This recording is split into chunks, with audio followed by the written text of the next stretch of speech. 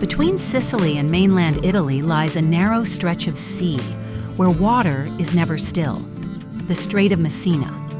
From above, Stretto di Messina reveals a powerful natural corridor where currents collide and flow in constant motion. Here, the Ionian and Tyrrhenian seas meet, creating a dynamic landscape shaped by invisible forces beneath the surface. The distance between the two lands is minimal, a thin line of water dividing two worlds. For centuries, this passage has been a route of travel, trade, and myth.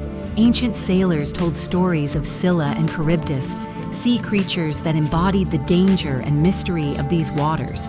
Ships cross it every day, connecting Sicily to the mainland, tracing lines across a surface that never truly rests. The Strait of Messina, where distance is small, but the feeling is infinite.